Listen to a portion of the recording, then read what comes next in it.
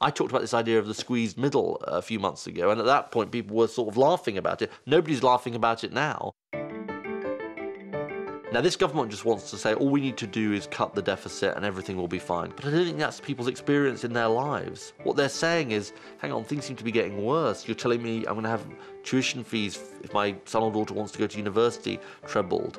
It's going to be harder for them to get a house because we're building fewer houses in this country. It's harder for them to get a job because 1 in 5 young people is out of work. And I'm saying, look, actually, the long-termists, the people who really care about the long-term future of our country, don't say we're going to sacrifice the next generation, we're going to sacrifice their opportunities just so we can cut the deficit in 4 years. They say let's have a proper plan, but a plan that protects that next generation and protects the promise of Britain.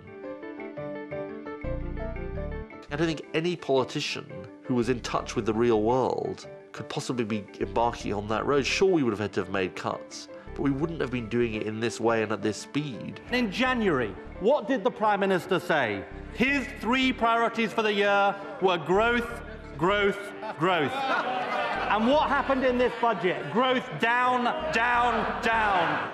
I don't think people think I just want to go back to business as usual before the financial crisis, because business as usual meant people were borrowing a lot themselves. People did feel financially squeezed, at least in the last few years.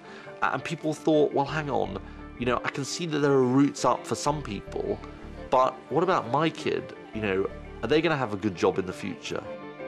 They've got to have the means to be able to do their best and then realize their potential, to be able to do well at school, to be able to go to university if they want to be able to do an apprenticeship, to get a good job.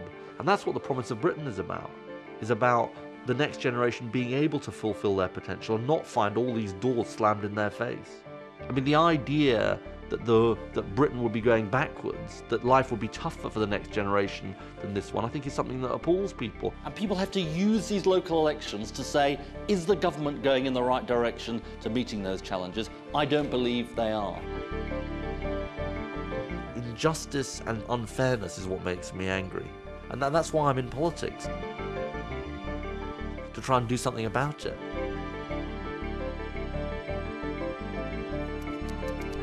If you want to know more about how we can deal with the challenges Britain is facing, visit labour.org.uk/your voice.